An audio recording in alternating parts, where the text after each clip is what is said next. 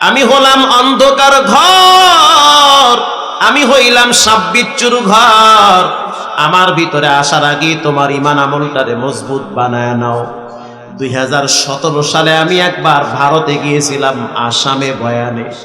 আমি একা নয়, আরো কয়েকজন আলেম বাংলাদেশ থেকে গিয়েছিল। কবরে গেলে কিছু যে একটা হয়, এটা বিশ্বাস হয় কি হয় না? কিছু একটা হয়। সেখানের ইমাম সাহেবরা বলল যে আমাদের এই এলাকায় একটা চাঞ্চল্যকর ঘটনা ঘটছে। ঘটনা হলো, আমরা একজন গর্ভবতী নারীকে দাফন দিয়েছি। মহিলাটার পেটে বাচ্চা ছিল, বাচ্চার বয়স 8 মাস। বাচ্চা ছোট না বড়? বড় হয়ে গেছে, প্রায় বের হওয়ার কাছাকাছি সময়, প্রস্রাবের কাছাকাছি টাইমে মা মারা গেছে। এখন তো আর বাচ্চাকে বের করতে পারতেছে না, ওই বাচ্চা সহ মহিলাকে দাফন করা হয়েছে। দাফন করার ঠিক 6 মাস পরে, কয় মাস? 6 মাস। আশেপাশের এলাকাগুলো হিন্দু অধ্যুষিত এলাকা, অল্প কিছু মুসলমানদের ঘর। এই কবরের পাশ দিয়া প্রতিদিন সকালবেলা হিন্দুরা কৃষি কাজ করার জন্য খেতে যায়। একদিন এক হিন্দু কৃষক ফজরের নামাজের আগে আগে কবরের পাশ দিয়ে যাচ্ছে। যাওয়ার সময় হঠাৎ বাচ্চার কান্নার আওয়াজ হিন্দু কৃষকের কানে চলে আসছে। ডানে বামে তাকায় দেখে কোনো মানুষ নাই, শুধু কবরস্থান, তাও মুসলমানদের কবরস্থান। তো আওয়াজটা কোথা থেকে আসে? তিনি ভয়তে লাঙ্গল জোয়াল ফালায়া দৌড় মারছে মসজিদের দিকে। ছোট্ট তাল পাতায় ঘেরা একটা মসজিদ। ওই মসজিদের ইমাম সাহেব কেবলমাত্র নামাজের জন্য প্রিপারেশন নিয়েছে। হিন্দু কৃষক ভয়তে দৌড়ায়া মসজিদের বারান্দায় গিয়া উল্টে পড়েছে। ইমাম সাহেব ধৈর্য আস্তে করে, জাগ্রত করে, উঁচা করে দাঁড় করায় বলতেছে, আপনার কি হয়েছে? হিন্দু মানুষ ফজরের টাইমে এখানে কেন আসছে? বলে, হুজুর, জীবনে অনেক আওয়াজ শুনছি, আপনাদের গোরস্থান থেকে একটা ছোট বাচ্চার কান্নার আওয়াজ পেয়ে আমি ভয়েতে দৌড় মারছি। ইমাম সাহেব বলল, হয়তো তুমি স্বপ্নে দেখছো। বলে, না না, স্বপ্নে দেখি নাই, আমার কানে শুনছি, চলেন একটু আমার সাথে। ইমাম সাহেব বলল, বাহিরে ওয়েট করো, ফজরের নামাজটা পড়ায় নেই। ফজরের নামাজ শেষ হওয়ার পর ইমাম সাহেব কিছু মুসল্লিদেরকে নিয়ে চলে গেল সেই মুসলমানদের কবরস্থানে। পাশেই হিন্দুদের কবরস্থান। মুসলমানদের কবরস্থানে যাওয়ার পর আসলে ছোট একটা বাচ্চার কান্নার আওয়াজ আসতেছে। ইমাম সাহেব ডানে বামে কান লাগায় শুনে কোথা থেকে আওয়াজ আসে, কোনো তাল পাচ্ছে না যে আওয়াজটা কোথা থেকে আসে। হাঁটতে হাঁটতে চলে গেল একেবারে শেষ সীমানায়। সবেমাত্র কয়েকদিন আগে যেই কবরটার ভিতরে এক মহিলাকে দাফন করা হয়, ওই কবরের কাছে যত যায় তত বাচ্চার কান্নার আওয়াজ কানে ভেসে আসে। ইমাম সাহেব কবরের উপরে কান লাগায় দিছে, বাচ্চার কান্নার আওয়াজ জোরে জোরে আসতেছে। বুঝতে আর বাকি নাই, কাদেরে কুদরত দারি বরকামাল, আনতা রব্বি আনতা হাসবি জুল জালাল। যেটা কেউ পারে না সেটা একজন পারেন, তিনি হলেন কে? ইমাম সাহেব বলল, কি করা যায়? স্থানীয় কিছু আলেম ওলামারা পরামর্শ দিল, মাটি খনন করেন মাথার পাশ দিয়া। অল্প একটু খনন করার পর টর্চ লাইট মেরে দেখতেছে ছোট্ট একটা বাচ্চা মায়ের স্তন থেকে দুধ টানতেছে। ইমাম সাহেব এই দৃশ্য দেখার পরে আশ্চর্য হয়ে গেল। কবরটা অর্ধেক খনন কইরা বাচ্চারে টান মারতেছে। বাচ্চারে যখন টান মারে, বাচ্চা মায়েরে আনজায়া ধরছে, ছুটতে চায় না, কারণ বাচ্চা বুঝছে যে এটা আমার মা, এখান থেকে আমার যাওয়া নিরাপদ হবে না। আল্লাহু আকবার। মিথ্যা নয়, আসামে গিয়ে শুনেন মানুষের মুখে মুখে ঘটনা। এই তো গত রমজানে গোটা পৃথিবী দেখছে, ময়মনসিংহে রমজান মাসে এক মহিলা পেটে বাচ্চা নিয়ে হসপিটালে যাচ্ছি, তার স্বামী সাথে আছে, ভ্যান গাড়িতে বসা। পিছন থেকে ট্রাক আইসা এমন জোরে ধাক্কা মারছি, মহিলার পুরুষ দুইজনে ছিটকে গিয়ে রাস্তার ওই পারে পড়েছে। পড়ার সাথে সাথে বাচ্চাটা কেমন যেন পেট থেকে খালাস হয়ে গেছে, রক্তাক্ত হয়ে গেছে। দুইজন রে হসপিটালে নিয়ে গেল। জামাই বউরে যখন ভিতরে মেশিন লাগাইলো, ডাক্তার বলছে আরো আগেই মারা গেছে। দুইজন রে মাইরা বাচ্চাটারে আল্লাহ পাক নিরাপদে বাঁচায়া রাখছে। ম্যাক্সিমাম মুসল্লি পুলিশ, এনএসআই এর কর্মকর্তা, এরপরে সিআইডির ঊর্ধ্বতম কর্মকর্তারা সিভিলে নামাজ পড়ে। নামাজের পরে পুলিশ না পাবলিক বুঝার কোনো কায়দা নাই। অনেকে এসে মুসাফা করে, কথা হয়। এক ভদ্রলোককে দেখলাম, সুন্দর চেহারা, দাড়িও সুন্দর, পাঞ্জাবি পরা। তিনি আমাকে বলতে আছে, ও ভাই আমার জন্য একটু দোয়া চাই, আমার বাড়ি হলো আপনাদের সেই এখানে একটা জায়গা আছে তারাস, তারাস, তারাস নাম শুনছেন না? তারাস, তারাস। ফ্যামিলি সহ সপরিবারে ঢাকায় থাকে, মুগদায় থাকে। আমি বললাম কি করেন? বলে আমি পুলিশে চাকরি করি, দোয়া করেন, একটা টাকাও হারাম খাই না, কারো উপরে জুলুম করি না। আমি বললাম খুবই ভালো, খবরদার খবরদার খবরদার, চাকরি বাঁচাইতে গিয়া নিরহ জনগণের উপরে যেন কখনোই ফুলের টোকাও না লাগে। চাকরি ঠিক থাকতে গিয়া, চাকরি বাঁচাইতে গিয়া কোন মানুষের উপরে যেন বিন্দু পরিমাণ জুলুম না হয়। যদি হয় এর চেয়ে দ্বিগুণ শক্তিতে রবের কাছে ধরা খাওয়া লাগবে। খবরদার যেন জুলুম না। তিনি আমাকে বলল, ভাই আমার জীবনের গতি পরিবর্তন হয়ে গেছে। কেমনে হইল? বলে আমি একদিন ডিউটিতে ছিলাম রাস্তায়, ওই রাস্তা দিয়া পুলিশের একজন ঊর্ধ্বতম কর্মকর্তা যাবে, আমার দায়িত্ব ছিল রাস্তায় দাঁড়ায় তাকে দেখাশোনা করা যেন কেউ হামলা করতে না পারে। ঘটনাক্রমে আমি যেই বিল্ডিং এর পাশে দাঁড়ায় ছিলাম, সেই বিল্ডিং বিশাল এক অ্যাপার্টমেন্ট, 7 তলা বিল্ডিং। এই 7 তলার বিল্ডিং এর উপর থেকে ছোট্ট একটা বাচ্চা নিচে পড়ে গেছে। বাচ্চাটা নিচে পড়ার সাথে সাথে টাস করে একটা শব্দ আসছে। সবাই তো মনে করছে ময়রা মনে একেবারে লেডা বেডা হয়ে গেছে। মাত্র ছোট 3 বছরের বাচ্চা। হুজুর বিশ্বাস করেন, আমি কাছে গেলাম, গিয়া দেখতেছি বাচ্চাটার একটা পশম ক্ষতি হয় না। পড়ার সাথে সাথে বাচ্চা আবার দাঁড়ায় গেছে। আমি বাচ্চাটারে কোলের সাথে জড়ায় ধইলা বললাম, বাবা তুমি কি ব্যথা পেয়েছো? বলে না, কোনো ব্যথা পাই নাই। তখন আমি নিজে সেজদায় পড়ে বলতে আছি, আল্লাহ তোমার মতো দয়াময় কেউ নাই। বিছানার ভিতরে তুমি মানুষকে মাইরা ফালাইতে পারো, 5 তলার বিল্ডিং থেকে ফালাইয়াও তুমি বাঁচায় রাখতে পারো। আল্লাহু আকবার। যেই রব তোমারে এখনো পর্যন্ত সুস্থ রাখতে পারে, আবার মাঝে মাঝে ঘুমের ভিতরে খারাপ স্বপ্ন দেখায় কি দেখায় না? মাঝে মাঝে স্বপ্নে দেখবেন যে দুশমন আপনারে তাড়া করতে আছে, অস্ত্র নিয়ে আপনাকে ধাওয়া করতেছে, আপনি দৌড়ান কিন্তু রাস্তা কমে না। যেই আল্লাহ স্বপ্নে আপনারে এত ভয় দেখাইতে পারে রে বাবা, ওই আল্লাহ মৃত্যুর পরে বাড়ির পিছনে বাঁশবাগানে এমন গোরস্থানে ফালাইয়াও শাস্তি দিতে পারে। পারে কি পারে না? এজন্য আসুন কথা একেবারে শেষের দিকে। আল্লাহর নবী বলেন, যখন একটা মানুষকে কবরে রাখা হয়, ওই কবরের ভিতরে 4টা জিনিস বন্ধু হয়। 1 নম্বরে কোরআন। সবাই বলেন কি? আরো জোরে বলেন। উদিআল মাইয়িতু ফি কবরিহি জাআল কুরআন। জানি না কোন ধন্য মা বাবার সন্তানদের জায়গায় কোরআনের প্রতিষ্ঠান হয়েছে। জানি না কার কষ্টের টাকার সিমেন্টের বস্তা মাদ্রাসায় লাগছে। জানি না কার 10টা টাকা মাদ্রাসার পথে ব্যয় হয়েছে কোরআনের জন্য। রাসূল বলেন, মানুষের মৃত্যুর পরে মাথার পাশে কোরআন দাঁড়ায় যায়, যুবকের রূপ ধারণ করে, আর বলে মাটি সাবধান, মাথার দিক থেকে চাপ দিবি না। ওয়াসসালাতু আন ইয়ামিনিহি, ডান পাশে নামাজ দাঁড়ায় বলে খবরদার, ডান দিক থেকে চাপ দিবা না। কোন মানুষ যদি প্রতিদিন একটা পুষ্করিণীতে 5 বার গোসল করে, ও যুবক জবাব দাও, ওই যুবকের শরীরে কোনো ময়লা থাকতে পারে? পারে? আল্লাহর নবী বলেন, কোন মানুষ যদি একটা বিশাল পুষ্করিণী অথবা নদীতে 5 বার ডুব দেয়, ওই মানুষটার শরীর যেমন কোনো ময়লা থাকে না, ঠিক তেমনি ভাবে কেউ যদি প্রতিদিন 5 ওয়াক্ত নামাজ পড়ে, তার শরীরেও তার আত্মায়ও তেমন কোনো গুনার ময়লা থাকে না। এজন্য নামাজ নামাজ নামাজ সব কিছু নিয়ে কম্প্রোমাইজ হতে পারে, আপোষ হতে পারে, কিন্তু নামাজ নিয়ে কখনোই আপোষ করা যাবে না।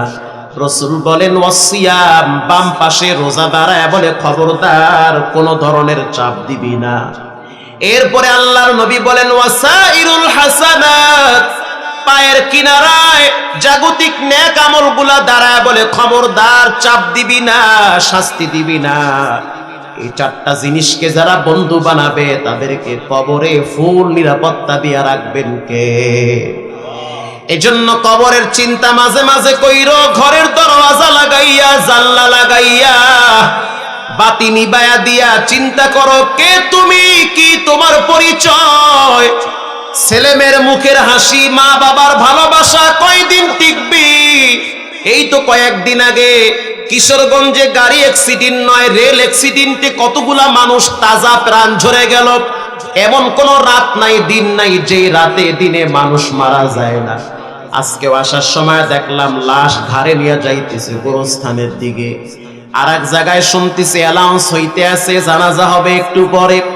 মানুষ কল্পনাই করতে পারে না যে একটু পরেই তার জন্য মৃত্যু অবধারিত হয়ে আছে। কোন দোকানে কাপনের কাপন চলে আসছে তোমারও জানা নাই, আমারও জানা নাই। এই দুনিয়ার রং তামাশায় পইরা জীবনটারে শেষ করিও না।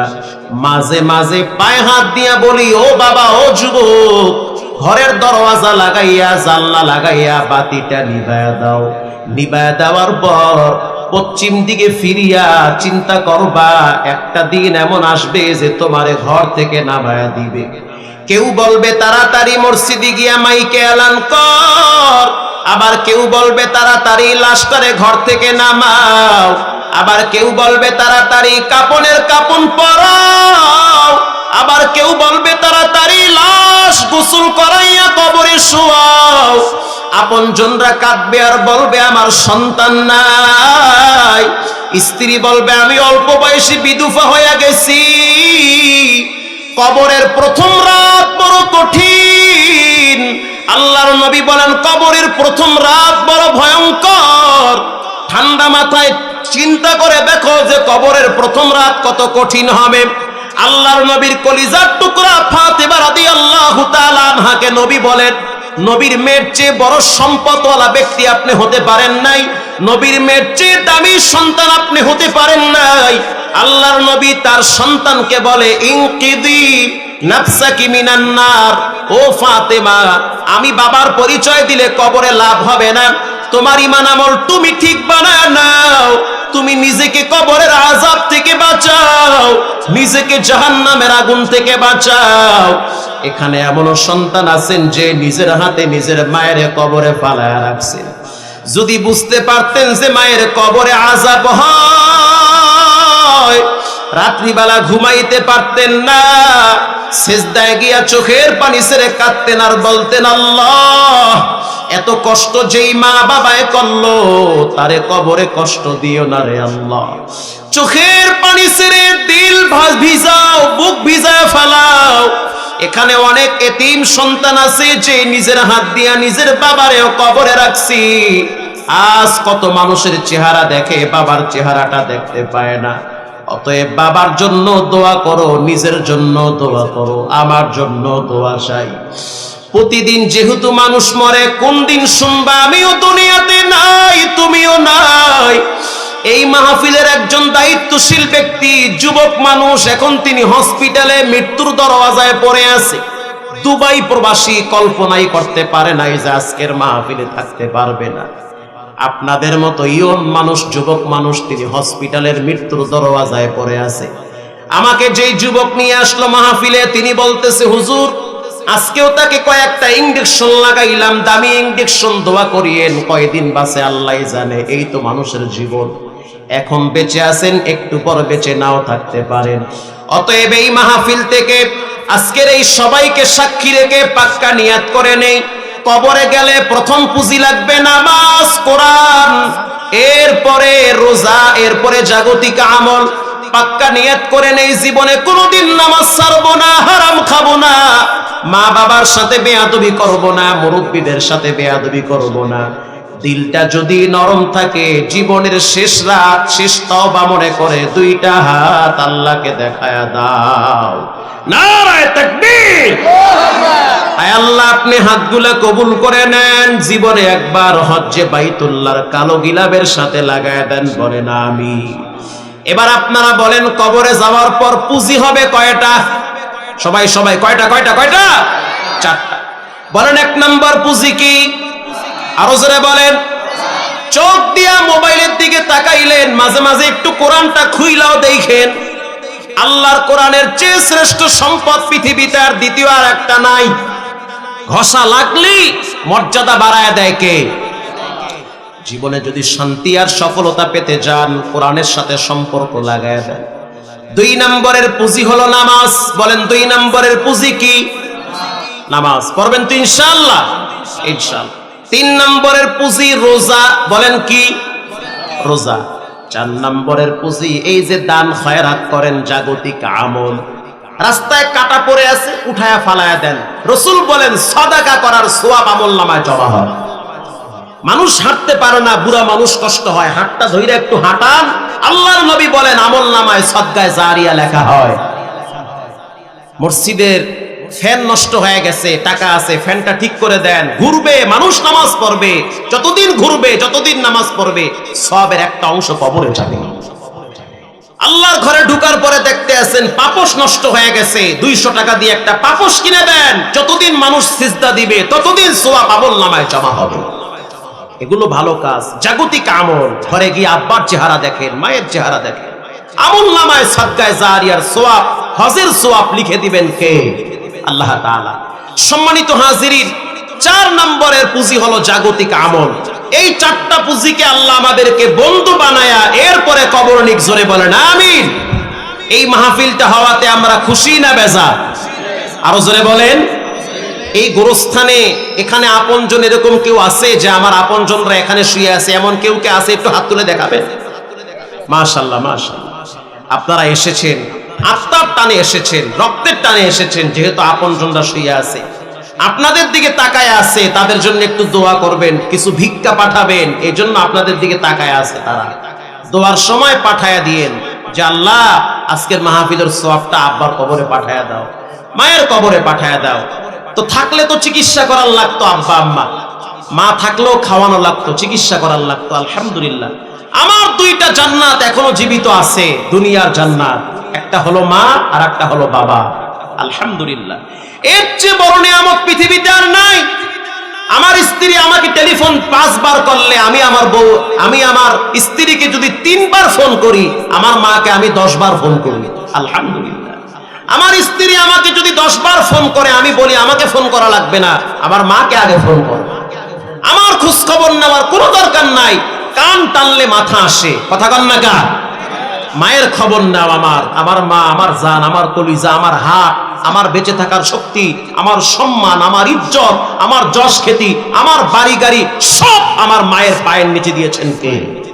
আল্লাহ তাআলা। কখনোই বেয়াদবি করবেন না। বেঁচে আছে, সুস্থ আছে, 2 হাত ভরে খরচ করি। আলহামদুলিল্লাহ। আমার আব্বা আম্মাকে এখনো যদি কেউ বলে যে আপনার ছেলে কেমন, চোখের পানি ছেড়ে কেঁদে দেয় যে আমার কলিজার টুকরা, এটা ফেরেশতার চেয়েও ভালো। মায়ের ধারণা, আসলে তো আমি ভালো মানুষ না, কিন্তু মায়ের ধারণা এটা। তো মায়ের কাছে আপন হন। স্ত্রী আজকে থাকবে না, কালকে চলে যাবে, কালকে থাকবে না, আজকে চলে আসবে, ঠিক ঠিকানা নাই।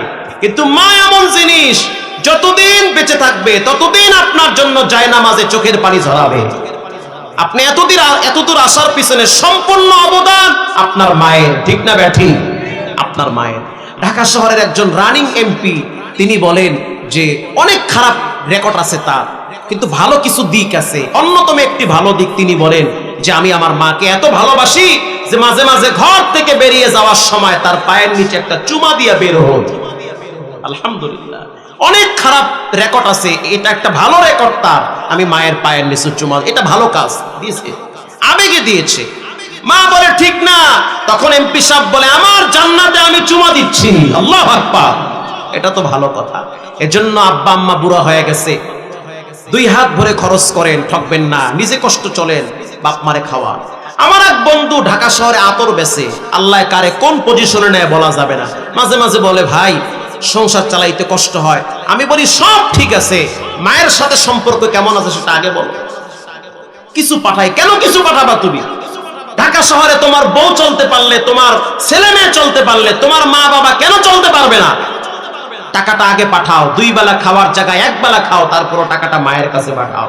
বেঁচে আছে কান্দা পাবা, বেঁচে আছে হজের সওয়াব কামায়া নাও, মইরা গেলে কান্দাও তুমি পাবা না কোনোদিন, পাবা না কোনোদিন, কোনোদিন পাবা না। এজন্য অনেক মায়ের সন্তান আছেন যে আব্বা আম্মা হারায় ফেলাইছে। আমি মুসাফির মানুষ, হাত বাড়ায় দিছি শেষ সময় দোয়ার আগে 5টা মিনিট ঘড়ি ধরা